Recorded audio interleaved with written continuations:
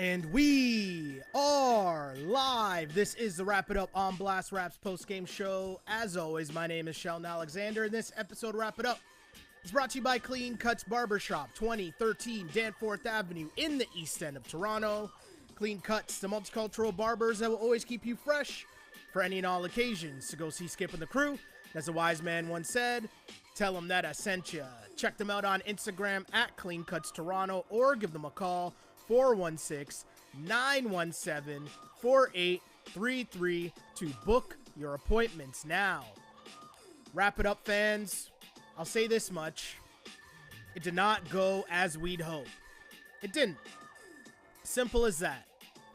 Game 7 loss. Your Toronto Raptors fall to the Boston Celtics 92-87. Again, 92-87. Your Toronto Raptors fall in a hard-fought 7-game series to the Boston Celtics. My name is Sheldon Alexander. I'm joined by my guy Q. Q, what is going on, man? How you feeling in the moment? How are you doing, man? Hate to lose the game that way. It's a tough one, right? Yep. But at the same time, I mean, there's lots we can take from the series. They put up a fight. They went down like the defending champs. Yep. Right? You think about the heart of a champion and what that means, and it sounds like a cliche, but your Toronto Raptors, they did what they could. They battled hard, and when you think about how far this series was from being a 4-0 sweep, right? If you go down 3-0, chances are it's sweep city. But to battle back and force this into Game 7, I know we're not about moral victories. The Raptors got a chip last year that elevated the expectations of what your franchise is. But there is important times to think about context, right? And I think this is one of those moments because the Toronto Raptors lose Game 7, of course, and we are here for the Wrap It Up podcast. And I'd like to welcome everybody in, as I normally do, especially after tough losses, for this, which is a safe space, as I like to call it. Right?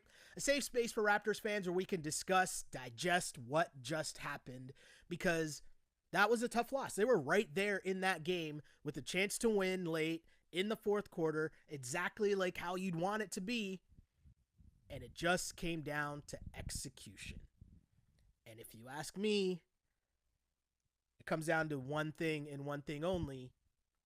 Their superstar showed up late and made all the plays, and the Raptors superstar, whomever that is, did not. Q, what you're chuckling, and I know because I watched you at a certain point in the fourth quarter take off the Pascal Siakam jersey that you wore to my house. I thought, I put the jersey on. I thought, this was the time, Game 7. It's NBA. You know what I mean? It's the way the NBA's always been. Game 7's pretty much dictate your career. Legends are made in Game Legends are made. Doesn't matter what happened Game 1 through 6.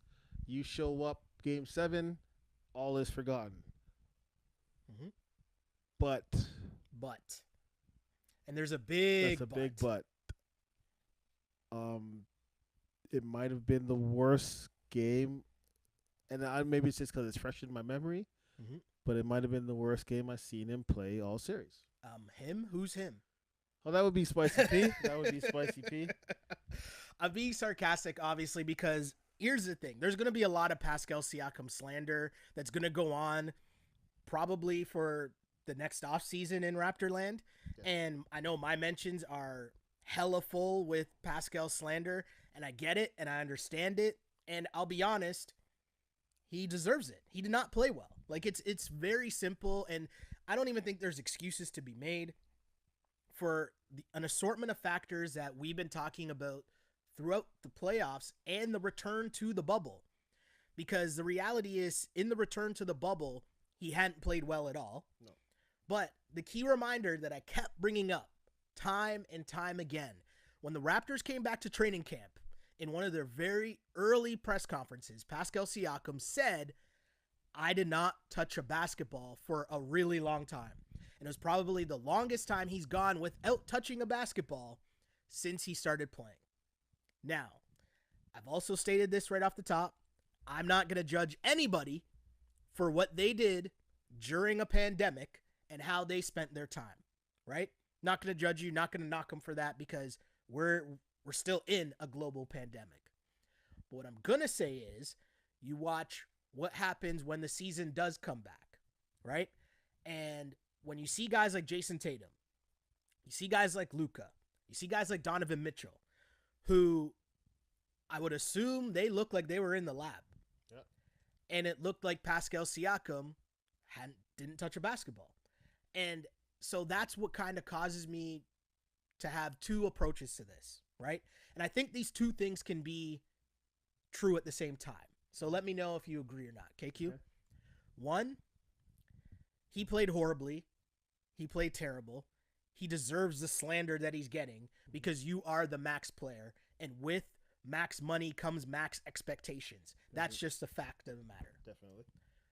But with that said, he did not put in work, but we can still not all overreact and think that, okay, this was a terrible contract. Like, we can still have the context of this was a bubble. He didn't play well. He didn't react to it. And that doesn't mean that next year or whenever there's a quote unquote normal season again, right, that he's not going to be back on the same trajectory that we saw his career going to, the same trajectory that we thought that Masai saw when he gave him the bag in the first place. Do you agree with that? Do you think both those things can be true? Because I don't know if that can be true in Twitter land. Right? Especially not right now. You know, Twitter land, and I'm even seeing in this chat, let's stop this right now. It's Pascal Siakam is not getting traded. No. Okay, let's just stop that. You can throw out Bradley Beal. You can throw out whatever names you want to name. Unless the Clippers call Masai and say Kawhi wants back, Pascal Siakam is not getting traded. There might be three other names you might want to throw in there that if they're offered, maybe. But Pascal Siakam's not getting traded. Stop with it right now. You're just gonna. It's not even worth it. It's ridiculous, right? Yeah. But I believe what you're saying is very true. What you're saying is very true. With the bag, with the All-Star appearance, with the contract, everything comes with expectations, especially coming off a championship. Yeah. Right. Yeah. But I think at the same time, it is true. Like, the man didn't touch the ball during the pandemic. You know, he just said it for a long time.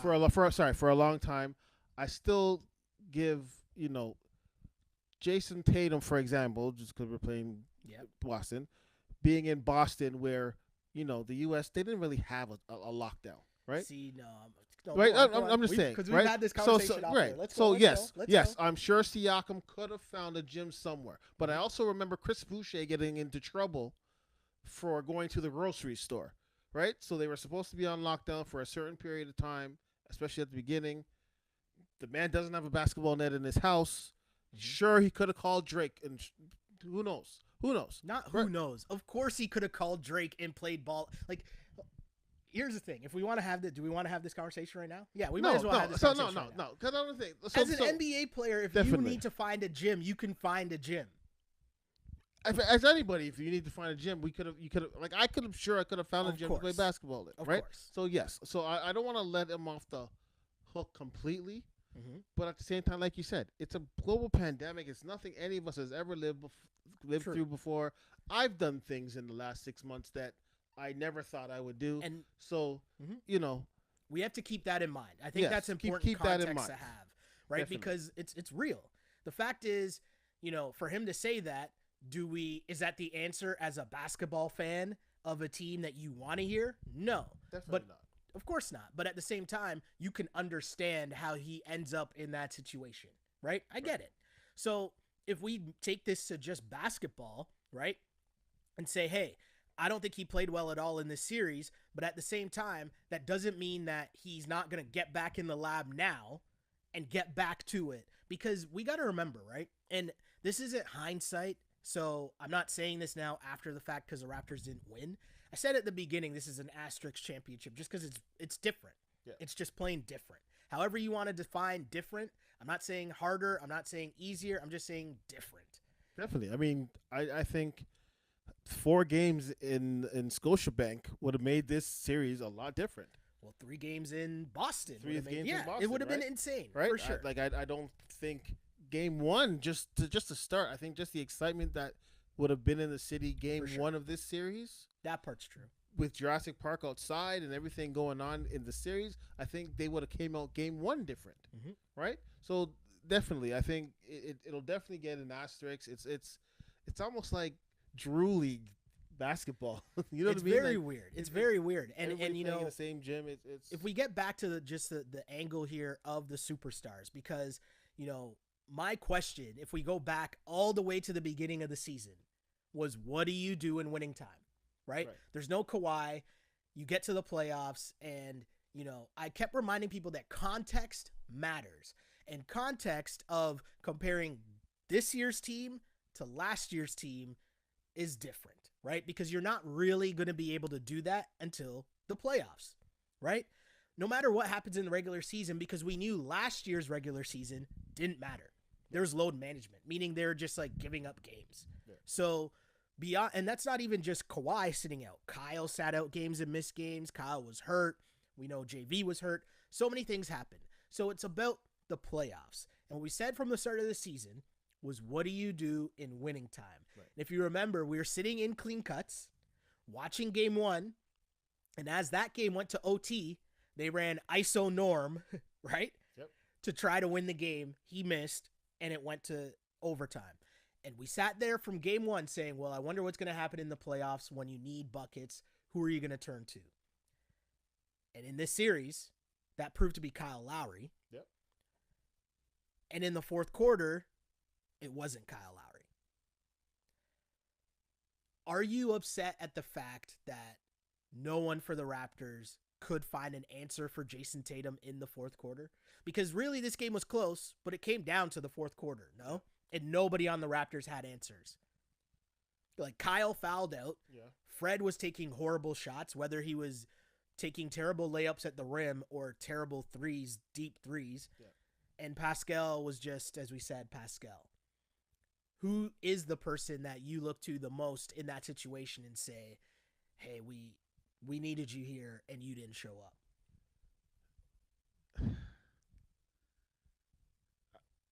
You're thinking. You're thinking hard. I'm just trying to think back. Like, usually in a game 7, somebody steps up. Somebody just Kawhi Leonard. Yes, your star player. Yeah.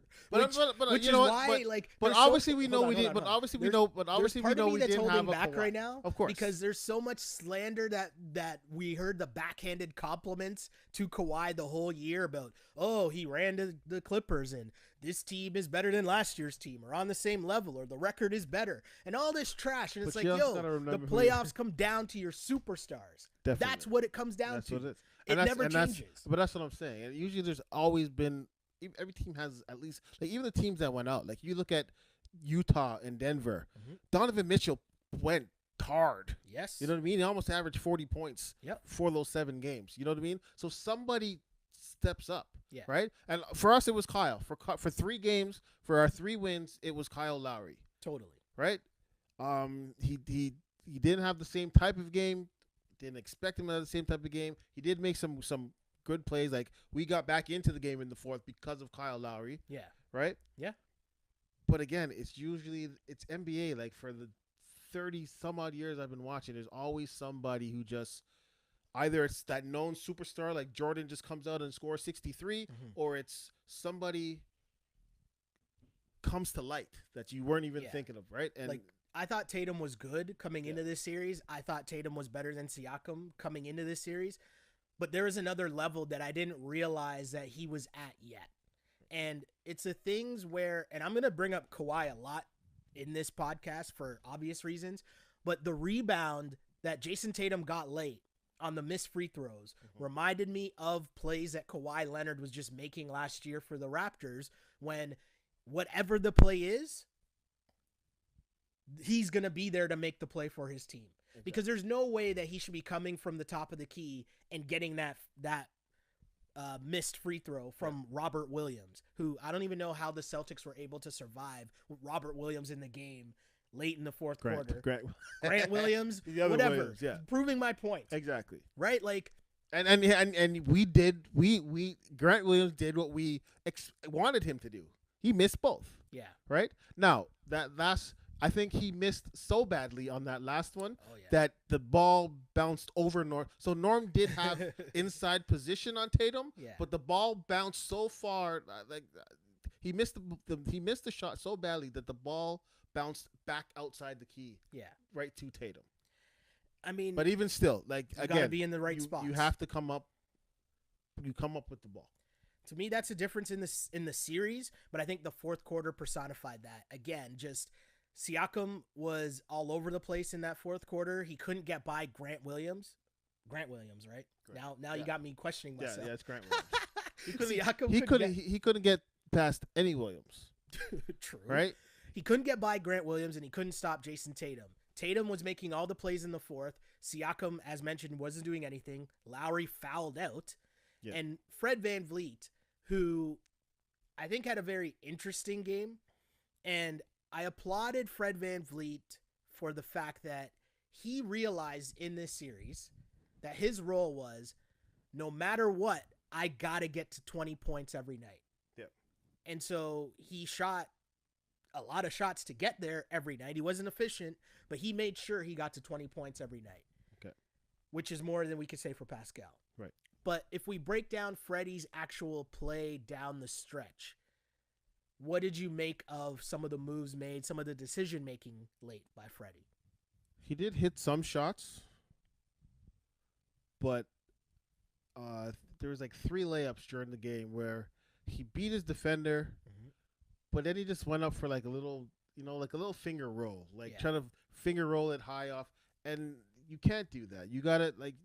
It's like Kyle Lowry. When Kyle Lowry goes to the bucket, he gets his body in front of the defender, bumps them so they can't jump, and goes up hard. Yeah. He wasn't trying to finger roll it high off. It's too much pretty stuff. Yeah. You know what I mean? It's game 7. You make sure that either that ball goes in the basket or the ref blows the whistle. One of those two things has to happen. Yeah, you mentioned it. He was 2 for 7 in the lane at last check. That was late in the fourth quarter. 2 of 7 in the lane, which is horrible if you think about it. But also comes the reality of the small backcourt, which we also thought could be a problem at some point throughout this season. No, but I don't. Again, I don't. Kemba Walker is just as small. Kemba struggled in the series. He did struggle, but there was a lot of times where he got to the basket. The ball either went in the net or the ref blew the whistle. But we can't be comparing Fred VanVleet to Kemba. Right? No, I'm not. I'm not doing that. I'm just saying. It's small. At some point, you just the excuses yes, yes, it's a small backcourt, but that's who we chose to go out there. Fair. That's who we put out there. Fair. Right? If they wanted size, Terrence Davis would have played more. Norm would have started. Oof. You know what I mean? There were if that's the excuse that we just have guys that are 6'1", then we have guys that are 6'4", 6'5" that we could have put in there that didn't get to see much court time. So bars. So I don't want no, you know what I mean? I don't want no excuses. I don't want, but I also don't want the overreactions with. Like I'm looking down, I'm still seeing a lot of trade talk happening in the chat. None of that stuff. There's no trade talk. None of that stuff. I know, but none of that stuff's happening. None of it. I found it interesting too in the post game. We did see the Kyle Lowry clip talking about how excited he was for all these young guys to get into free agency and get paid. Right. And he mentioned Fred and Serge and Gasol. Obviously, those 2 guys aren't young guys, but they're all heading into free agency. And Kyle talked about he's happy to see them all get paid in free agency. Now, he didn't mention anything about coming back to the Raptors and them all getting paid because we don't really think that's all possible. No. There's a lot of time to discuss that, so we'll kind of put that to the side for a sec here. I thought we were going in. All right. No. Let's save that for a bit. No problem. Because there's still a man that I need to talk about here and go through game by game what happened if you're Pascal Siakam in this series. Because I think we need to keep the focus on as well what happened actually to him in the bubble and his game that we saw. So game 1, 13 points on 5 of 16 shooting. Game 2, 17 points on 6 of 16 shooting. For the math nerds out there, that's 37.5%. Game 3, 16 points. 16 points on 6 of 15 shooting. Hey, he shot 40%. We'll take that. Also shot 43% in game 4 at 10 of 23 for 23 points. But he was 2 of 13 from 3. And then we know he had 10 points in game 5, 5 of 9, 12 points in 54 minutes, in game 6, 5 of 19, 26%. And then tonight, 5 of 12 for 13 points. Overall, my guy averaged 15 points in this series. Yep. Why do you think that was the case? Do you give credit to Boston and what they did to him, or do you just think he just didn't have it? I'll throw one more thing in there. Okay. Toronto's offense. Ooh, okay. Okay. So his game was just not on for the bubble, whether that's the long layoff, whether it's the uncommon season, whatever it is, his game was just not on. Mm-hmm. However, again, I'm going to bring it back to, certain people are sick of hearing about Kawhi, so I'm going to go with whoever else. NBA history, Jason Tatum. Even in games where your shot is off, where your game's not there, you don't have the energy, you just don't have it that day. Mm-hmm. In crunch time, you find a way. Yeah. Whether that's getting to the free throw line. It is getting to the free throw line. Yeah. Right? Your shot's not falling. You take it in deep. You're a superstar, an all-star. Not superstar. You're an all-star. You're the top player, top recognizable player on the team. Yeah. You make the refs blow that whistle. Well, we talked about Fred, right? Fred knew he had to get to 20 points. Yeah. Right? Like, that's where he had to be. Right. And he didn't shoot it efficiently, but he got there. Yeah. Pascal Siakam didn't even, you can't average 15 points a game. And I know people were out here talking about Marc Gasol.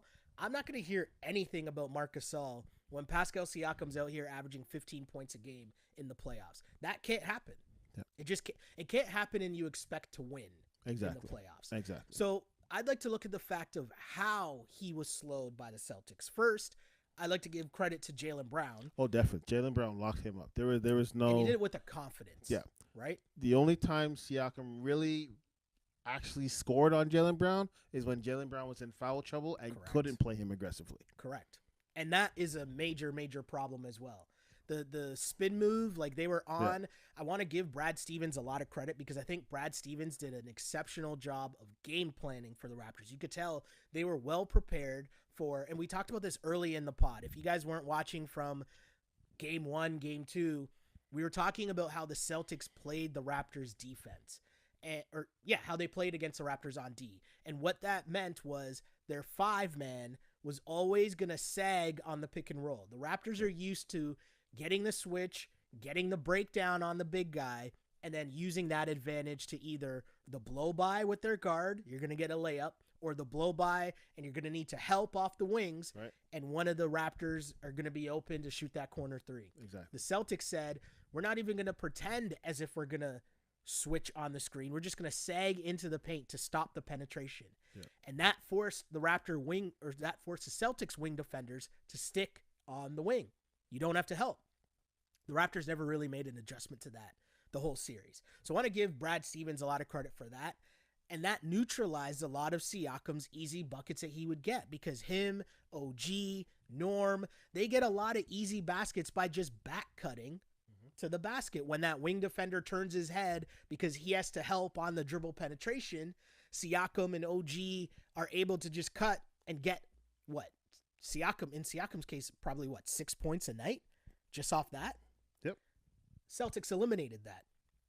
The Raptors didn't have any counter. And what they ended up doing instead was they tried to counter. ISO. Exactly. ISO. And that's not any of their games. And that's where I put some of the blame on the offense, right? Whether you want to blame the coach Nurse or the point guard or whoever, but the offense. Yeah. So there was many a time during the series where Fred or Kyle hunted Kemba Walker. and took advantage of that Yeah. matchup. Now, if you have a Pascal Siakam who's struggling from the perimeter, Mm-hmm. struggling against Jaylen Brown, Yep. how is it that you do not send Kemba was guarding Fred most of the time? Yeah. How is it that you do not let either Siakam go and set the screen for Fred, so To that get you the now mismatch. have Fred on Jaylen Brown? Yeah. You pass it off to Siakam, who would now have a small Kemba Walker on him, and you damn should better be able to get to the basket. But my guy couldn't there. even dribble. Like, the amount of turnovers Yeah. that Pascal Siakam had in this game was turnover filled for the Raptors. It's the other reason they lost. Their superstars didn't show up, and there were turnovers all over the place, which to me screams of tired legs, which isn't an excuse. It wasn't. A lot of it was unforced, and like you said, even in Kyle's post game, he says a lot of it was just them rushing. Yeah. Right. Mm-hmm. And especially, I believe it was the second quarter where they were up 6 at one point, 6-7 points. Yeah. And they had like back-to-back turnovers. Mm-hmm. Right. Where you're up at that point. You're on a run at that point. Yeah. You slow down. They're up with Tatum on the bench. Remember, we were highlighting that. Yeah. Well, we're going to get into that. But you're up, and that is your chance to bring that lead to 10, 11 points. Yeah. Right? Mm-hmm. That is the difference between a good basketball team and a championship basketball team. Yeah, and that's where you miss a superstar. I don't have to say his name again, but that's when you miss someone who realizes the points of the game, right? Where it's like, we need to extend this lead from 5 to 10, or we need to cut this deficit from 10 to 5 or 15 to 10. Yeah. Like those little mini spurts of when you pace yourself. And Kyle did his best. Kyle tried to do that. And I mean, in the Raptors wins in this series, Kyle did do that. But it's still a lot, and it's something we talked about. It's a lot to ask of Kyle Lowry at this stage of his career to carry that much of a load on a nightly basis for this team. Like, I'm very weary of trying to say negative things about Kyle Lowry. I know he fouled out, and his last 2 fouls weren't good fouls by any stretch, but my guy left everything out there. He like played above his head. Yeah, there's no Kyle slander. Mm-hmm. I've never not been a Kyle fan. Obviously, he's played for the home team, but if there was ever any doubt as to who the greatest Raptor of all time was, I think he put that question. Now, yes, I mean, he even has me. He even has me. You know, I'm the biggest Kawhi lover there is still, or Kawhi defender.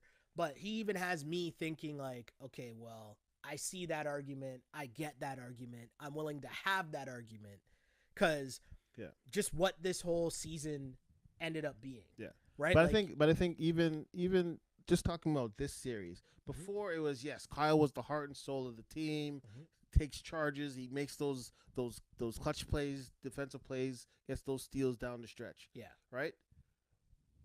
But he was never that. I don't know if he's ever been our best player. You know what I mean? Yeah. Right? Yeah. Like DeRozan, yes, he didn't show up in the playoffs, but throughout those years, DeRozan was averaging 25, 5 and 5 damn near. You know what I mean? Yeah. Then we had Kawhi. Now we had Siakam. This is Siakam's year now. But Kyle, in this last series, he just did like. I like to be surprised when you're watching playoffs. Like you said, there's somebody that always just comes out of the woodwork and just shows you something. And Kyle showed me something. Yeah. Right? When nothing else was going well for the Raptors, he willed us to a Game 7. For sure. He definitely did. He is the reason we got to the point of even having a chance to win this series, much less even it getting, as you just said, to Game 7. He literally showed the heart of a champion. Yeah. Right? Definitely. Like the title defense, the respect that the Raptors earned in their title defense was on the back of Kyle Lowry. So kudos to him for sure. Great performance for him. And, you know, you mentioned that second quarter, and it was a turnover, Zach, that did the Raptors in because, as you mentioned, Tatum went to the bench early on, and the Raptors quickly went on a great run. They got some bench points from Serge, Matt Thomas, and Norm, which we didn't see much of the bench late in the game. There's a lot of calls for where was Serge Ibaka late in the game. Do you think maybe Serge should have gotten another look? Are you part of the bandwagon of, because a lot of people were saying, hey, put Siakam on the bench. I'm not going to go that far, although we can have that conversation if you think that's a thing. I'm sure someone's asking it in the chat. Did you think Serge should have played more than the 20 minutes he did play? 5 of 9, 14 and 8 in 20 minutes, and he really gave them a boost in the first half. Yeah. He definitely, because whatever his time was in the first half, he was our leading scorer going into halftime. Right? So he was effective. Yeah. They had no answer for Serge Ibaka in the first half. Yeah. And then I don't think he's seen the court for the whole third quarter, if I'm not mistaken. Fourth quarter or third? Well, was he did he come in the third? He barely played. He barely played. He might have had a spurt, but he barely played. The Raptors decided to go small, and that was a wrap for him. And I thought, Serge could guard Grant Williams. Yeah. Right? So, just because before the Celtics even went small, they were still playing the bigger Williams, Robert Williams. Yeah. So Serge could definitely play then. When the Raptors decide, okay, we're going to play Siakam, then they brought in Williams because Tice was in foul trouble. But at that point, you could go back to Serge. Yep. And you could take out OG. You could take out Siakam, whichever one you choose. But you clearly would have the advantage at that point because who's battling with Serge for rebounds on the Celtics? Nobody. Right? Like, Robert Williams is not a defensive presence. Like, I found it interesting, and maybe Serge is hurt. Right? Like, we know he had the ankle issue, and he was in a walking boot. So maybe he was on a minutes thing. Like, who? That small lineup, and sorry, I forget which game it was. That small lineup was effective. Was it game? The Raptors? Yeah, it was last game. Was it last game? In the double OT game? Yeah. Okay, so they went small. Yeah. So maybe Norm went crazy with the small lineup. Maybe they thought, but I still think games. I mean, it's game 7, so you have tired legs. To run with 5 guys for that long and not use your bench, probably not the best thing to do. I don't think. And Matt Thomas wasn't a liability out there. And I'm not part of the, there's a lot of people that are normally like, hey, play Matt Thomas more. Yeah. I'm not on that train. But when your guys look tired, which clearly they were in this game, could you maybe turn to them for just a couple spot minutes here and there? Yeah. And I think that, especially you have Kyle, you have Fred playing major minutes. Yeah. Even to give them a breather. At end of third quarter, give them a 2 minutes of game time, which ends up being with the break, everything ends up being like a 10-minute break. Yeah. And then run them for the whole fourth. But I definitely think the bench in this game should have been used. I think Serge definitely could have came in. Especially Serge. I think in a game 7, maybe going to Matt Thomas for major minutes might be a stretch to ask from any coach, right? But definitely Serge. Yeah. Definitely Serge. And the thing, too, with Serge is the stress here is that in that fourth quarter, regardless of who the big was that they were playing, you're now taking the advantage in that. Whether they're playing Tice, which they weren't because he was in foul trouble, but if Williams is in the game, cool. I'll take Serge in the paint against him. And then if you decide that they have Williams in, cool. Serge can guard Williams. They're not even passing the ball to Williams. Yeah. So it was a weird one. And Serge was also effective down low on offense. Exactly. Right? Even with Tice in the game, he was scoring over the defense, right, in the paint. So, yeah, I think even to start the fourth with Siakam had those 2 turnovers, if you go to Serge at that point, and I'm not saying bench Siakam, but I think he came out pressing and he came out uncomfortable. So just sit him down. Have one of the assistant coaches give him a little pep talk. Well, there's 2 things at play, I think. One, Serge has a history of playing well in a game 7. We saw that last year against the Sixers. That too, yeah. So we saw that. But 2, even if you're just in this game 7 and you're saying, who have been my best players tonight? I'm going to roll with them. Or even throughout the whole series. Well, OG didn't really play well tonight. He only had 4 points in this game, 1 of 3, 7 rebounds. He wasn't really much of a factor. Offensively, no. But defensively, he's the only guy for sure who could switch off and still guard Tatum or Jaylen Brown. Fair. But I'm saying you got to go with you're struggling for baskets and really what happened. So we mentioned that second quarter, right? And in that second quarter, we mentioned that Tatum was up. Yep. Tatum goes to the bench. Yeah. You're getting Norm minutes, which is good. Norm was seeing Kemba, and he's just taking it to the cup like it's food. Yep. And as you mentioned, it was just like last year where they realized the advantage against the bigs. So remember the Bucks series. All the Raptors perimeter guys did was hunt the Bucks big guys. Yep. They took that same thing into the Golden State series. Hunt the Bucks big guys. Whether it was Norm, Fred, Kyle, and of course Kawhi, it was kill a season. Yep. Same approach it looked like the Raptors had in this game with Kemba. So obviously they could do that with Tice and they could do that with Williams, but they also had it with Kemba. Whoever Kemba was on, they were just going at, right? And then all of a sudden that stopped. And I didn't really understand it. Yeah. But whatever. Raps were up 6, Tatum on the bench. Tatum comes back into the game. Celtics go on a run. Raptors, and this is where we're talking about the surge minutes and getting easy baskets inside. Raptors had a 3+ minute scoring drought in that second quarter, which included 7 turnovers. And that was really the turning point of the game, really, if you think about it. And the Celtics had they had 15 points off of 10 turnovers, which included an 11-0 run, which got the Celtics back into the lead. They closed the second half on a 17-6 run and led by 4. And at that point, going into halftime, I think if Raptors fans are honest, weren't feeling good with the way that first half ended. Just the run the Celtics were on once Tatum came back in, and the Celtics just started hitting on all gears, and the Raptors were struggling to score. Third quarter starts. Siakam looked lost on D, loses Tatum again. Tatum with the flyby, like up fake. Siakam flies by, knocks down a 3. Brown hits a 3. And the Raptors were basically just hanging on for dear life for the whole second half. Yep. And it was just Kyle, right? Tatum with 11 points in the third quarter, and Kyle was keeping them close. And their defense, I guess, was keeping them close. It was just a game where the Raps looked like they ran out of gas. And I know that sounds like a cliche or an easy way to look at it, but that's why I, in our group chat, I was saying I would have rather Boston blow us out. Ooh, I'm just saying because I know what you're because saying. then it's almost like, well, okay, the guys just didn't have it today. Yeah. But I know what you're saying. You're the so play, close, yeah. and just it was literally, if Norm doesn't get blocked by Smart. You got to give Marcus Smart credit, man. Yeah. Marcus Smart, Tatum obviously was their best player. Yeah. But you can make an argument that Marcus Smart was their second most important player in this series.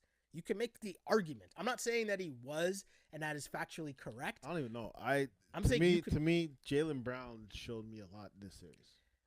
Okay. Yeah. No, that's right. fair. I mean, he averaged in the 20s. Right. And then defensively, he was just doesn't matter who he was guarding. Mm-hmm. He did a stellar job. He shut down Siakam, which Yep. he obviously gets big points for that for sure. When they Jaylen got the Brown, switch on to as I blow up my eardrums. when they got the switch on to Fred. Yeah. Fred had nothing. Fred had nothing. And Fred looked like, I don't know if Fred ran out of gas, but Freddie was in a tough spot. And I think, obviously we're going to say Freddie was tired late, but I also think it's a realization of the limitations of what you expect from Fred VanVleet. So it's tough. He's a good guard. He's a great backup guard. We know that. Yep. Is he a starting point guard on a championship caliber NBA team? I don't know. We're gonna find. We're gonna find out because I trust Masai. Yeah. I trust the decision Masai's gonna make. Yes. Right? And whatever that is, because I don't think Masai's gonna overpay Fred VanVleet to stay in Toronto because that doesn't make sense. And we know you want to keep your options open. But there's another side to this where we've seen the history of Masai where he likes to retain assets. Definitely. So that could be this is going to be an interesting game here to see what's going to go on. If I could put my prediction. Okay. I think Fred VanVleet will be a Toronto Raptor next year. Okay. I think the market will determine. I don't think it'll be. Now I don't even know what the free agency date is. Yeah. So I'm just gonna throw out July 1st. I don't think it's gonna be Masai goes to him July 1st, makes him an offer, and Fred says yes. Yeah. You got to play the market. It's gonna be the market. It'll be the Knicks. the Knicks are offering such and such, the Pistons are offering such and such, and here comes Toronto with the counter. Yeah. And I trust Masai. Yeah. We have no reason not to trust Masai at this point. Yeah. Let me get to some comments, though. And I know, expect, obviously, as this is one of the final podcasts, right? Because it's the end of the season. Yeah. For the Toronto Raptors, we're going to be here for a bit. For the people who are on the live streams, wherever you're watching right now, whether you're on Twitter or Instagram or Facebook or YouTube, my people on Instagram, the feed is probably going to go out at some point, but know that you can get the link in bio. That will take you right to the YouTube feed where you can comment the same way there, as that chat is also on Fuego Fire right now. So let's get to some comments, so Q, right? Yep. I see you watching the Instagram feed. Is there something you wanted to highlight there, or no? You're just seeing the trade talk. No, there's and that's kind of distracting. Apparently, Marcus Smart been talking some trash, calling himself King of the North. Marcus Smart, you got to give him some credit, man. Marcus Smart is a guy that you need on your team. He's the irrational confidence Marcus guy. Smart, offensively anyway, played above what any of us expected from him. His shooting definitely His shooting came down is to earth like today. nobody. He's never shot like that in. I mean, he came down to earth, but he was still in double digits, right? You know what I mean? Like, and he hit some key shots. And then there's obviously that game 2 barrage. Marcus Smart tweeted out King of the North in all caps, and it's just pictures of the Celtics. Oof. I mean, yeah, that's when you win. Cool. And that block is massive. Yeah. That block he made at the end of the game on Norman Powell is massive. And if you go back to our season preview, we talked about how valuable that backcourt matchup of Marcus Smart and Kemba would be, because Marcus Smart is a defensive. He's on the all-defensive team. Yep. NBA level, first team all-defense. So that's a great play by Marcus Smart. Definitely. I still go, in watching the replay of that, I don't know what it is with these guys trying to just flick up balls at the basket. Yeah. Right? And I know Norm was coming off his off wing and he might have jumped off his wrong foot, but you go up hard and try and dunk it. Marcus Smart's not getting up that high off on you. So, Gozy on the Instagram feed says, "It's cool Marcus Smart says what he says, but man's better get a chip than Kanye shrug." I mean, yeah, it's funny to me because it's Marcus Smart, and the guy that he is. Marcus Smart is the irrational confidence guy, right? Yeah. He is a guy who, at the end of the day, I think I might have just turned off the Instagram feed by accident. Oh, nope, we're back. I'm sorry, Instagram people, I'm here. But Marcus Smart talks a lot, but that's who he is, right? Yeah. Like, he adds a toughness to that team. And I think that if you're hoping at being a championship level team, you need one of those guys, definitely. Right? Like, the Golden State Warriors aren't Golden State Warriors without Draymond. You need that guy. The Raptors aren't the Raptors without Serge being the bully. Yeah. Or even that, Kyle. For sure. But you need that toughness, right? Making those tough plays. Let's see. Let's get some comments. So I'll start off with my OGs on IG, as I normally try to do, right? Yeah. Because the Instagram people, a lot where this all began, So let's start there. Juha says, "Congrats, Boston. They earned the win. Hate to say it. I'll always ride or die. Raps." Yeah, one thing you can say, and Tatum said it in his post game. They made us earn it, right? Like, they went out like the defending champs. They did their job. Got to give them credit. Lee says, "The loss sucked, but I'm glad that they put up a fight and took them to Game 7. Would you agree with this, Q? I think that was a fitting way for this title defense to end, because they went down with the fight. It was representative of the heart and soul that they showed all season, in terms of, it might have been a season where a lot of people didn't have a lot of expectations for this team in the regular season. And here they are fighting tooth and nail to the final whistle to a team that is an NBA champion contender in the Boston Celtics, right? Yeah, definitely taking, especially the way the first 2 games kind of went, and kind of the overall thoughts of how the series was going to be. Yeah. I'm definitely glad that it went 7, that they fought back, they showed their heart. They there's I mean, yes, it's hard the way they lost because they should have had that game. I feel like they should have and could have had that game. But at the same time, it went 7. Yeah. And you do get to take the step back and reflect on the season that was. And it was a really good season for the Toronto Raptors as an organization, as a franchise, because for them to deal with, losing your best player, like, again, if you took Kawhi off of this Clippers team, where are they? If you took LeBron off the Lakers, where are they? Right? If you take Jason Tatum off the Celtics, where are they? The Raptors lost Kawhi Leonard, put in OG, and they were able to get to the second round of the playoffs. And, I think at the start of the year, I got a lot of slander because I said I thought the Raptors would finish in the bottom half of the Eastern Conference in terms of the regular season, right? 5, 6, 7, 8. They had the second best record in the entire NBA.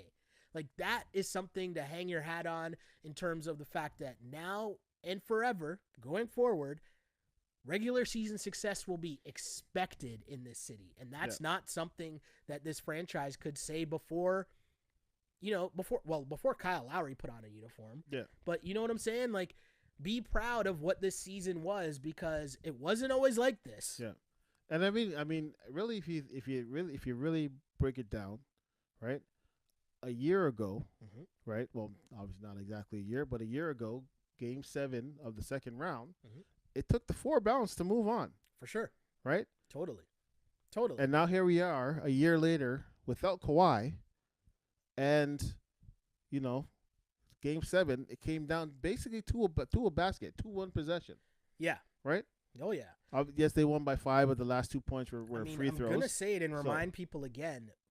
What we saw here in this game was we wondered all year, okay, well, what's the difference between last year and this year's Raptors team? It's Kawhi Leonard.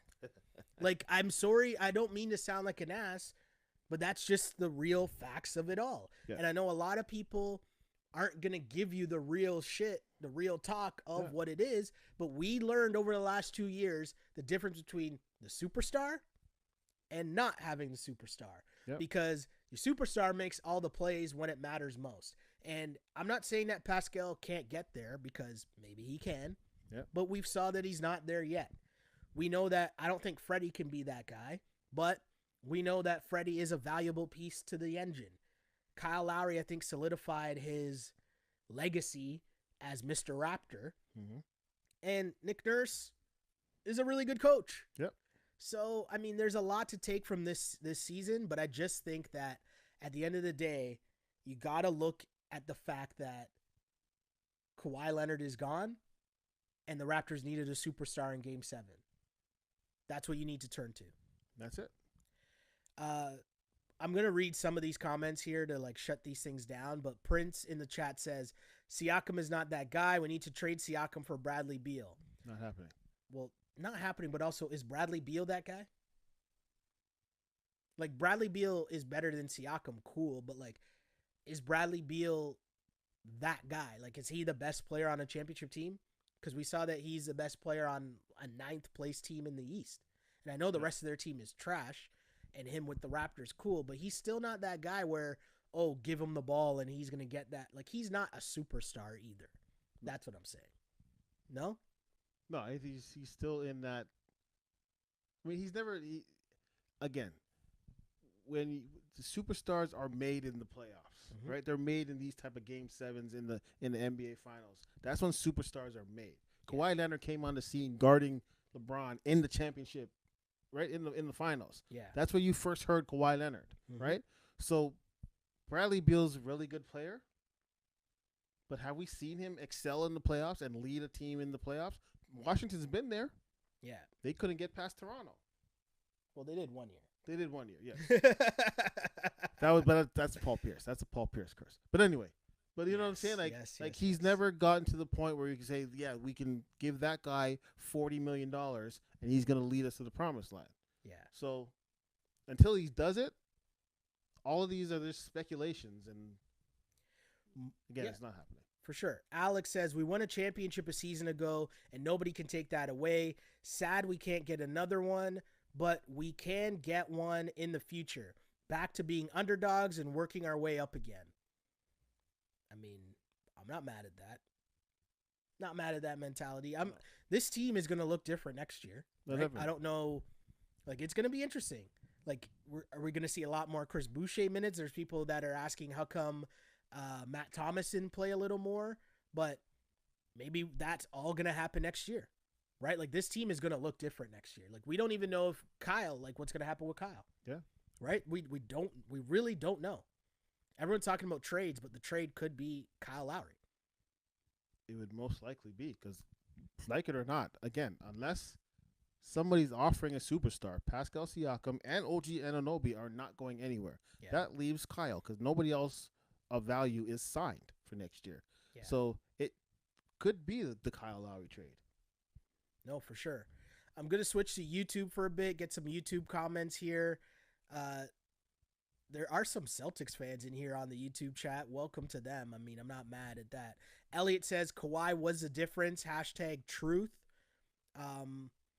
Another comment here. Predator Kingdom, interesting name, says Raptors should really look at trading for Harden or Booker. I mean, okay. I don't know how that's going to happen, but it's a good thought. But again, I think people are too used to playing NBA 2K yeah. where you can override a trade if a team denies it. Yeah. Harden is not going anywhere ever. No. And neither is Devin Booker. Hashim says, the fact that the Celtics played as good as they could while the Raptors really didn't show up in the series and we still had a Game 7 LOL. Celtics struggled to beat the poorly performing Raptors team. The one thing that I will say about that is the Raptors, the reason, and I hate saying this because it sounds like a cliche, but the Raptors being through the grind of what last year's playoffs was means that you grind out quarters, you grind out halves, you grind out, situations where you're not shooting well, but you figure out how do you stay in games. You have to learn how to do that, right? Like, that doesn't just happen where you figure out, okay, well, we're not shooting it right now, but we got to lock in on defense and make sure that we don't, we get a couple turnovers, we get defensive rebounds, close out possessions. We do a bunch of little things to just stay in the game, right? And I think the Celtics, as a young team, you got to remember the style of play, it's more centered around offense, right? Kemba's not really a defensive player. Jason Tatum's not really a defensive player, but they got Marcus Smart and Jaylen Brown, and then you're talking about your bench dudes. So, it's just a different style of play. As someone says, get Doncic. Come on, guys. Let's be serious. Let's be serious here, guys. More comments, though. Sonny says, I think we should have done better. We would have done better if Gordon did play. Less minutes for Smart, who made a huge impact for the Celtics. I mean, I don't know. That's a tough one because it's too tough because Kemba wasn't shooting it well. So then do they sit Kemba? How well does Gordon Hayward play? Because arguably he makes their offense better, which they don't have the lulls. Like, there's a lot of Semi Ojeleye minutes and Brad Wanamaker minutes that wouldn't exist. I don't like that. What do you mean? Because when you put Gordon Hayward in the game, now you have Gordon Hayward's 6'6", 6'8", sorry. Yep. Tatum 6'8", yep. and Brown is 6'7". Yep. That means one of those big guys would have been on Kyle or Fred the whole game. Correct. Not a good no. And again, we were begging for Ojeleye and Wanamaker to shoot. Yeah. Right? So if those shots are replaced by Gordon Hayward, I don't know about that. And plus, that just means that their stars are fresher because you can actually rest Tatum for longer. Yeah, and now you're bringing Smart off the bench. So Marcus Smart, pretty. Let's get it. Like, Marcus Smart with Hayward in the game, in the series, might be more effective. Marcus Smart plays the same amount of minutes, basically, right? It just means Wanamaker and Ojeleye and Grant Williams don't come in the game and play as long as they did. For sure. Right? If the Celtics lose this game, we're talking about Brad Stevens. Why are you playing your bench so long with playing these guys so long? Yeah. Right? No, that would have been the story. As I switch over to Twitter for a bit here, Raptors Homer says, still a great season, Shell. Amidst the pandemic, the bubble set up, and no Jurassic Park. By the way, I would never blame a guy who 10 years ago was still trying to become a priest. As in Pascal Siakam. Yeah. My guy LT checks in and says, Pascal with the DeMar-esque series. It's still strike damn one for Pascal. I mean, I saw a lot of DeRozan talks in the comments throughout the series, and you know what? He does more. He has more of an impact at other points of the game. His defense wasn't the normal Siakam defense, but he wasn't just like a zero on defense like DeMar was at times. Right. I just think the DeMar slander, it's too much. It's too much. And you got to remember, like, that's going up against LeBron. Yeah, it's true. And I'm not a LeBron guy, but that's going up against LeBron. It's true. Right? Facts are facts. I mean? Facts are facts. DeMar DeRozan in this series, Raptors win this series. I mean, I can't really argue with that. DeMar DeRozan played well, except against LeBron. That's fair. Right? He did enough to get past John Wall and Bradley Beal. He did enough. Tatum is nice, but he's not LeBron. He's not LeBron. That's fair. Right? You put DeMar DeRozan in this series, right? Or the team 2 years ago, DeMar starting, right? Mm-hmm. With Kyle and Fred's coming off the bench. Yeah. Right? Mm-hmm. Siakam doesn't see Jaylen Brown. Yeah. No. Maybe he gets started early and gets rolling. You know what I mean? Like, it's a completely different series. So, yes. DeMar did DeMar things against the Cavs, but come on. I'd like to shout out the people in the Instagram feed who are just chirping all these terrible trade offers that people are trying to put out there. Someone says, how about we trade Patrick McCaw for LeBron James? Right? Like, just come on, guys. We're trying to have a good conversation here. Let's be real. Actually, the bar has come up. So there's 2 minutes left in this Instagram live feed. So all the Instagram people, go to the link in bio. That's going to take you to the YouTube stream. Tons of comments in there as well. I'll read your comments there for sure, but I'll wrap up a couple of them here on IG. I just had one that I wanted to read and I can't find it. Oh, Wade asks, do you think the Raps regret not taking PG and Westbrook and keeping Kawhi?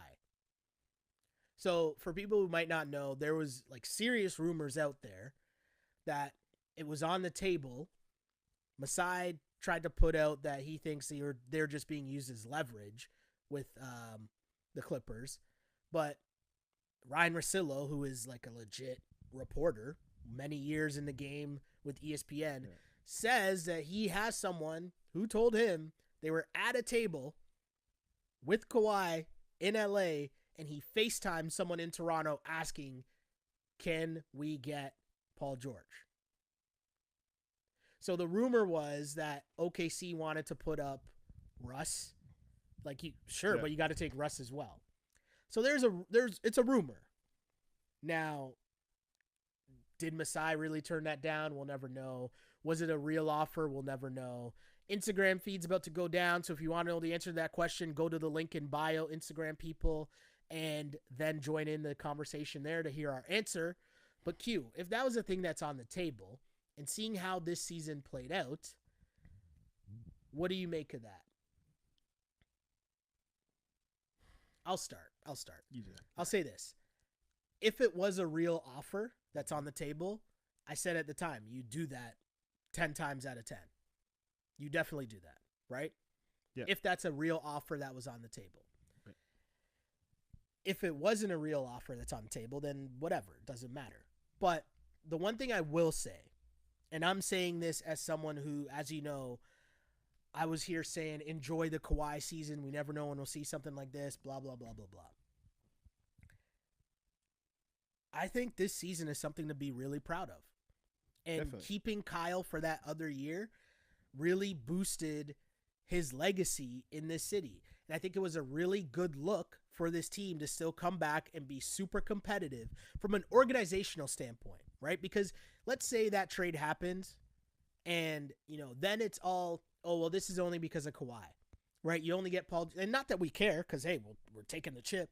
Yeah. But, then it's like, oh, well, this is only because of Kawhi, blah, blah, blah. But now you've had another year, your 7th straight year of legit success in the NBA, and you followed up your title defense with a great run against the Celtics in the second round.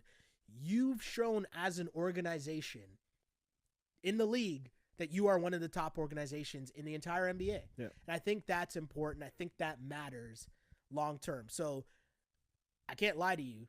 The day after the Kawhi trade went down and the rumors started coming out, I did have a moment where I stopped and got super excited about, wait a second, so this was on the table? We could have had Russ, Kawhi, and Paul George. That would have been amazing. Yeah. But when I take the full lens and look at it in the full picture, it was really fun to cheer for this team this year, man. Yeah. And I enjoyed it a lot more than I thought I would have. I enjoyed it because these guys work really, really hard. And that's dope. That makes it easy for you to cheer for that team. I just said Kyle Lowry had nothing left in the tank to give us anything, and he fouled out. Yep. I would normally be crushing him for that, but I can't do it because it was so fun to cheer for him. It was so great to watch. It was just such a great performance and such an easy team to fall in love with and root for and cheer for. I'll say as a Toronto fan, and obviously you want your home team to win the championship every year, of course you make that trade. Yeah. As a basketball fan, I'm glad it didn't happen. Okay. The super teams. I'm not a super team fan. And I think we've gotten to the point now. Remember, it used to be, it was 3 superstars. Then it went to 4 superstars and 4 all-stars and 4 Hall of Famers. And you know what I mean? And we've gotten it down to like every team kind of has 2. Yeah. Maybe 2.5. You know what I mean? So I think we're getting to the right place. I mean, if you look, even the bubble was exciting. The run Phoenix went on, the Portland run to get into the playoffs. Yeah. John Morant and Zion. I like where basketball is right now. Yeah. So I'm glad that right now I have the Clippers as the favorites. I think I would have had them as the favorites even if the Raptors would have moved on. But you wouldn't be surprised if. I wouldn't be surprised if Denver came back and won the next game. Yeah. You know what I mean? And that LA series is going to be exciting. Yeah. Oh, Clippers, Lakers, let's go. The Boston, whether it had been Boston or Toronto against Miami, is exciting. It's going to be a great series, There's no way you walk into that saying this is what's going to. You might predict something, but you don't know this is going to be a sweep, as we've had in years past. We're like, oh, yep, Golden State, yep, this is going to be 4 games. Yeah. This is going to be 4 games. This is going to be 4 games. You know what I mean? Yeah. So I like where basketball is. So I'm glad from that standpoint that it didn't happen. Obviously, I would have loved for Kawhi to come back. If you add PG and Russ to that, Yeah, we're Toronto fans. It probably would have been. We probably could have went 82-0. Well, I'm gonna go to Facebook for a couple comments here. My guy Chris says Spicy P just became Salty P. All other Raptors were able to bring their game back except him. And then our boy Dwayne says, stop reaching, Q. Tatum was in the lab. Salty P needs to put down. I can't read the rest of that. I'll just say that. Good thing I read ahead with my eyes before I actually read the rest of that. But, D, save those comments for the group text, man. Come on, man. Yo. That's all I'll say. Someone checks in on Twitter saying Boston Celtics are going to be NBA champions. I'm assuming that's a Boston Celtics fan. Congratulations to the Celtics. I got to give them credit, man. That was a hard-fought series. And for, Tatum and Brown aren't going anywhere, right? Yeah. So for them, this is a learning experience.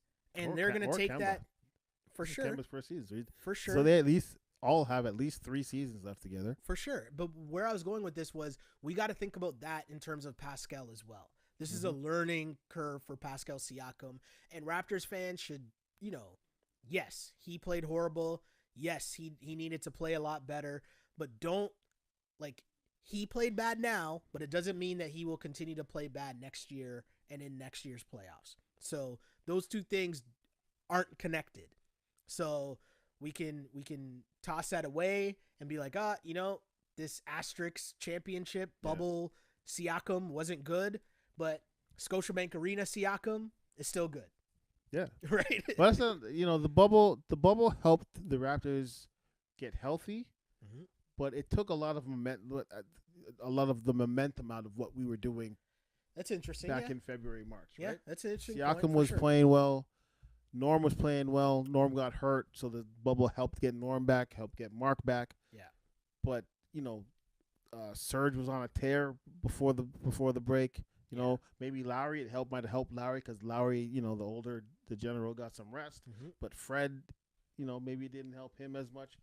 So it was, again, you kind of throw out the season. It's done now. It's over. Nothing else you can do. See what Masai has in store in the off season, and we take it from there. Yeah, I mean, it's crazy to think about it, and the way that this season played out. Got to give this Raptors team credit, and we talked about it from the start of the year, and there's a couple things because I find it funny, this trend that happens in the media of calling out other people's predictions without showing your actual receipts. So I always find that funny, but, the Raptors surpassed my expectations in the regular season. They finished second overall in the whole season, but I thought long term, when you get into the playoffs, it would be tough without a superstar, and they would lose in the second round. So did I think they would go 7 against the Celtics and it would play out like this? No. They showed a lot. They played great. Fantastic run by the Toronto Raptors, and I think we got to remember take a lot of the positives from this season and not focus so much on the end. Siakam did show a lot. His first year as an all-star, he showed that he might not be a superstar, but I think he's definitely has the ability to be a sustainable star in the league, right? Yeah. I think Kyle Lowry coming back, he solidified his legacy, and I think that's super important to show. Now we clearly think of Kyle Lowry, we forget the first 4 seasons of Kyle Lowry in the playoffs where he struggled a lot. Let's be honest, right? We forget about that now, and we think now more of Kyle Lowry defining winning and defining leadership. That's big. Whatever's going to happen with Freddie, that's big because either way, my guy's about to get the bag. And coming from where he came from, the story he has from being undrafted, remember the whole draft night video of him not getting drafted in his draft party, to now he's about to sign for the big bag. That's a cool story. And whether it's here or Toronto, he owes the organization for his success. Hey, Raps 905 continues to churn out hits, right? But you got to just think of it on that level in terms of all these things that have happened that have been good stories this season, right? And Nick Nurse also being a good coach. Oh, so now you can't say that it was just Kawhi. Even though if you watch the Raps, you knew that it wasn't just Kawhi. But he can't have that on his resume. Someone can't just say, oh, well, you won a championship, but that was when you had Kawhi Leonard. Yeah. So many things I think came out of this season, and the glow up of OG. OG is still developing, and he missed last year's championship run, and it kind of makes you wonder what that Raptors team would have looked like last year with OG. Like, imagine OG taking a lot of the Danny Green minutes when Danny Green was struggling last year. Yeah. Like, wow. Like, that team is scary. All of those minutes, maybe it doesn't come down to that 4 bounce, because you remember that Philly series where Norm and Fred were damn near unplayable. Yeah. OG at 6'8" would have made it a hell of a lot harder for. Could have thrown OG on Jimmy. There you go. Right? So on Ben, Kawhi took care of Ben. Yeah. But the point is, Raptors fans, I think as we wrap up this season, we think about the fact that, hey, the biggest thing to take away to me, the biggest takeaway is you cheer now for a team that is one of the top organizations in the NBA. And that is something to be very proud of because it wasn't always like this.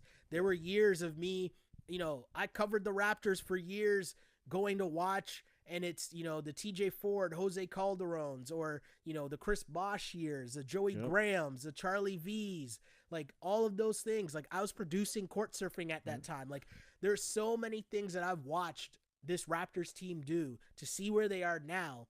You can't take that for granted. You got to appreciate that. The fact that they lost a hard-fought series in Game 7, you got to appreciate that, right?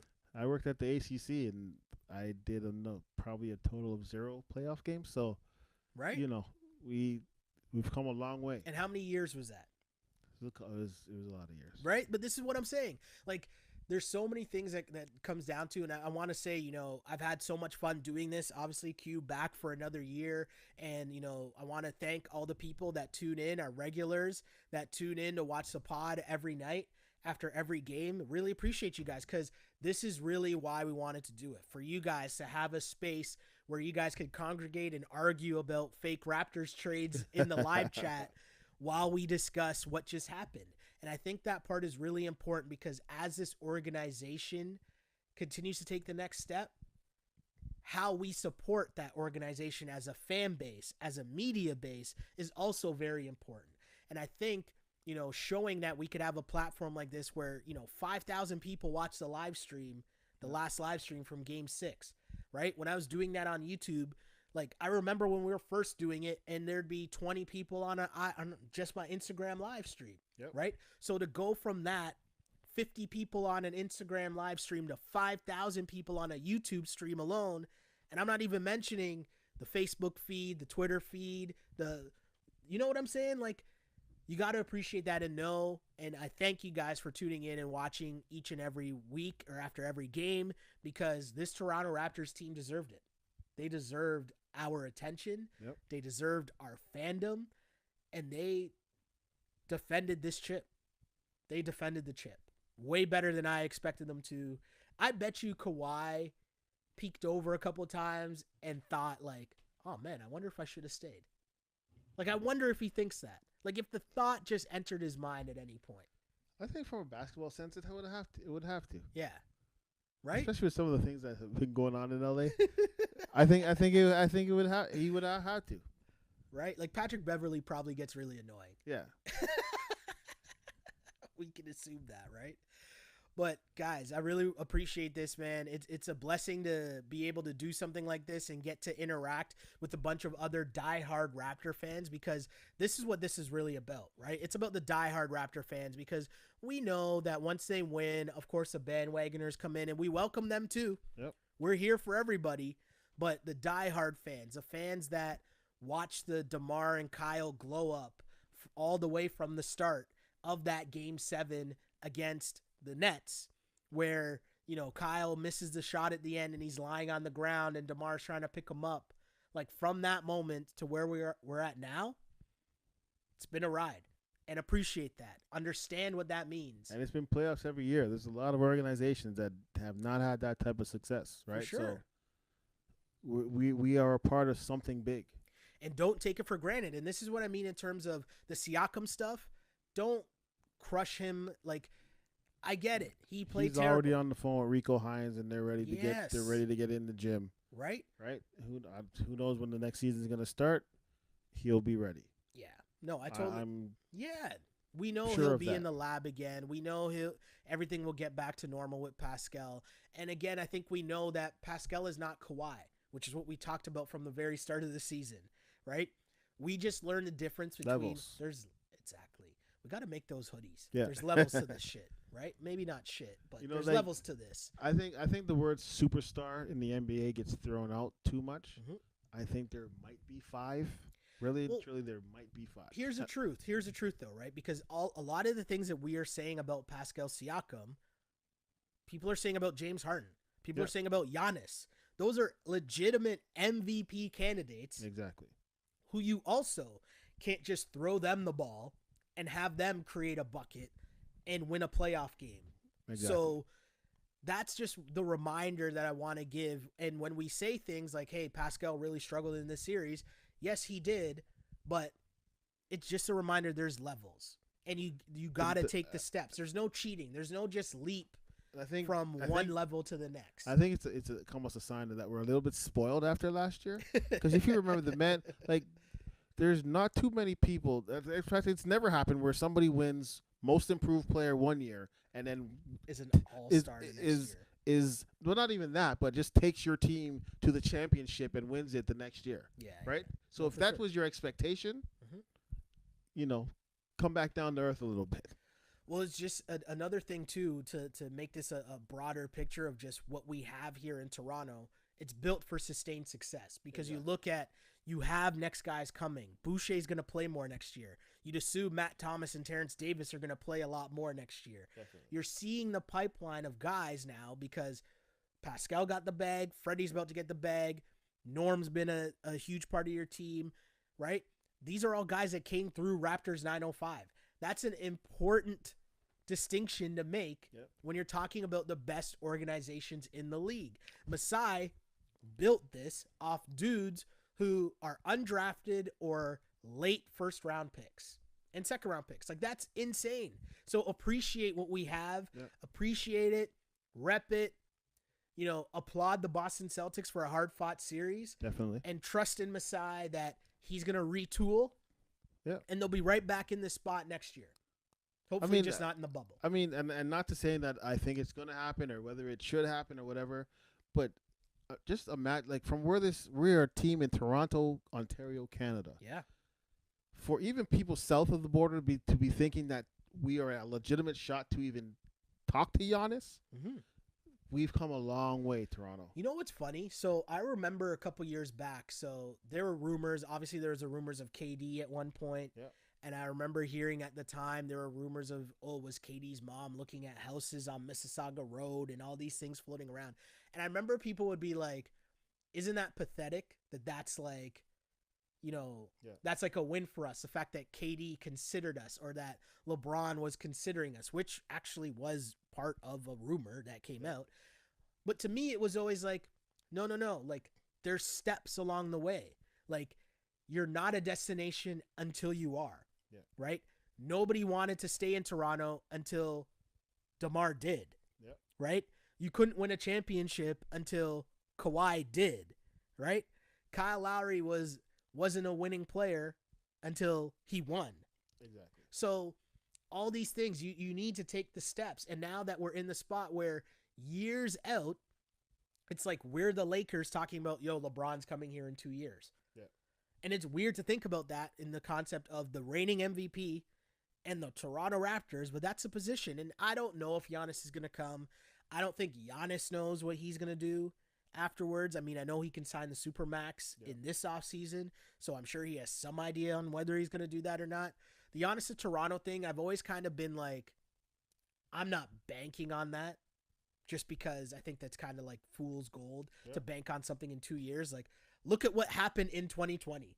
Am I going to try to predict what's going to happen? Exactly. What anybody's going to do in 2021? Hell no. I mean, if you think back to Kawhi, did you think that was going to happen? You know what I mean? Right? But that also just shows the mastery of Masai Ujiri because just trust in the man, let him figure this out.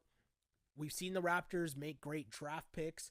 We've seen him make, obviously, the greatest trade ever.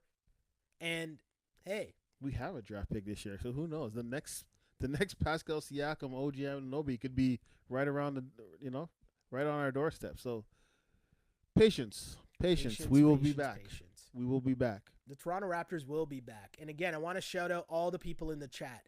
You guys are awesome. Thank you guys so much.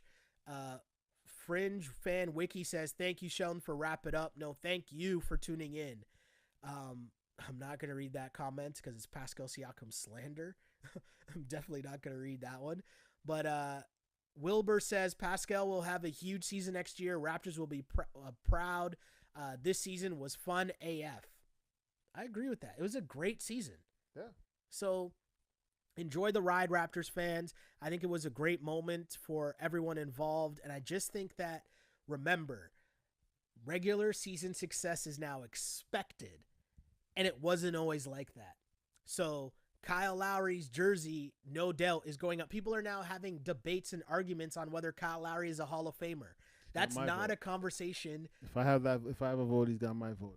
But I'm saying that's not a conversation I thought we would be having. Ever, yeah. Right? So think of where you came from and accept it and be happy with it. It's not a participation medal, right? Like, literally think of losing one of the best players in the league and still coming back and fighting till the bitter end against one of the favorites to win the championship. Enjoy that ride. Be proud of yourselves. Be very proud, Raptors fans. But I just want to say thank you again to the fans. Thank you to UQ for coming through and helping me out with this. It's been a lot of fun. Really appreciate you coming through and kicking it with me. And busting some jokes. I wish the ending was a little bit better and you were still wearing your Siakam jersey and he had a great game. But hey, there's next year. Always next year. Always next year. Thank you for hosting the show. Just, giving all us Raptor fans, a platform, somewhere to go to express our gratitude, our disappointments, whatever it is. It's nice to have this forum to just express ourselves. So thank you to you for even thinking this up.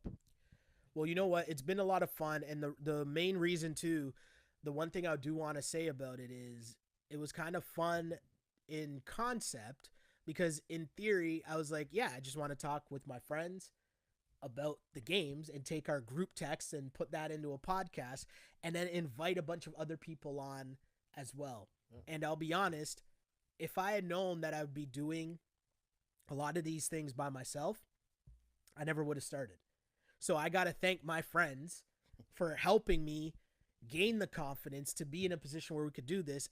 And with that, I thank also my new friends that we've met through doing the podcast for continuously coming and showing up and helping out along the way too, because I wouldn't be able to do it without you guys. So it's been a great run, great 2-year run of doing this podcast. And I look forward to it next year as we continue to learn.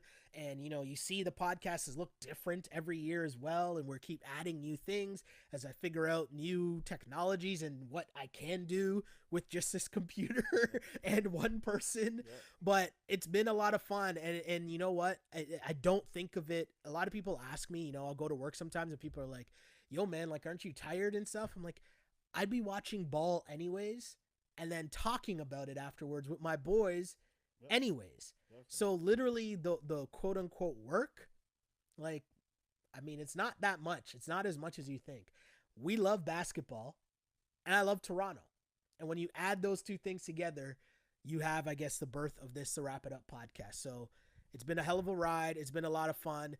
No championship this year, but the shirt still reads, if you're reading this, we still champs, because we will be champs forever and ever and ever and ever.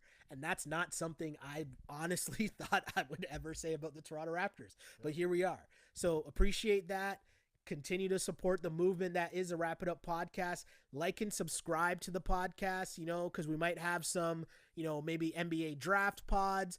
Ball on Blast will be back with Webby. We'll be bringing that back for sure for the conference finals and the finals. And also, we do have an NFL picks pod, which just dropped today, actually. You Killed It will obviously be back. The On Blast podcast network just continues to grow. So if you like what you got here, what you've been tuning into, hit that like button, hit the subscribe button, whether it's on YouTube or iTunes or SoundCloud or Spotify, Google Play, and the live stream, extending that to YouTube and Facebook and all these other places really worked out well too. I really enjoyed that. So thanks for all the feedback. I appreciate that. If you guys want a t-shirt, hit me up. We still got t-shirts because remember, we are still champs. You're never going to be able to take that away from us. And I appreciate all the kind messages that I've gotten from people just about doing the pod and having the t-shirts and being along with this ride, man. It's been fun. It's about community, and we built a Raptors community here, and I wouldn't be here without you guys. So before I continue going and ramble more and more and more and more, I'm going to start playing music, and I'm going to ask Q for where the people can hit him up. Maybe you'll stop by when we do the draft show, whenever the NBA draft is. When is that? I don't even know when the draft is. Didn't even announce it? Oh, it's like a week after the finals. Yeah. So, you know what? Q, where can the people find you? Hit you up on social media. Where can they find the DDS stuff? Let them know. So, me personally on all social media, that's Twitter and Instagram, at simply_just_Q. On Facebook, I'm Quinton L. Quinton space L. And then obviously myself and my homie Foots, who's usually here with us. Check us out. We have our website for DDS. At DDScaps.com on all social media. Check us out, man. We still got stuff coming, stuff brewing. Yeah. It's a family. We keep it going. It's a family, man, and it's all about support. Support the movement that is your peoples. If you don't support your peoples, Nobody else will. So that's an important factor here, and that's something that's super important here to us at the On Blast Network. So definitely hit them up at DDS Caps and support the movement that is there as well. And of course, as I just mentioned, my name is Sheldon Alexander. If you like what you find here, remember, like and subscribe for the YouTube, and you can find NFL picks as that season's about to get underway. And of course, we got basketball content for you. On Blast Podcast is the network. Wrap it up. Ball on Blast. I still don't have a name for the football show. I'm calling it, I'll name this football pod later. For now, shouts to Joe Budden as his continues to motivate the young podcasters in the game. But the message is simple, guys. Thank you so much for coming through. Shouts to the homie Skip for always supporting the podcast as well. And all the people at Clean Cuts, go see them. Support the family. We support people that support us. That's how you really build a community that thrives and supports each other. And I appreciate you guys, man. Again, those messages I get in the DMs, people saying thank you for the pod, I take those to heart. And I appreciate them so much. People buying the t-shirts and sending messages telling me how they love supporting the podcast. Appreciate it so much. It means a lot to me. And that's really why I do it. Right? We have day jobs. Yep. We all have day jobs. We all have normal jobs. But we do this on the side because of you guys. You guys are here repping with us. And that's why we continue to do it. And so, you know, I say it at the end. It's a Meek Mill line. I know it sounds like, you know, it's cliche. But it's the truth. I really did used to pray for times like this to rhyme like this. This is the Wrap It Up On Blast Raps post-game show. As always, unpolished and unapologetic. Until next time, like and subscribe to the podcast wherever you get your podcast, but especially YouTube. See ya.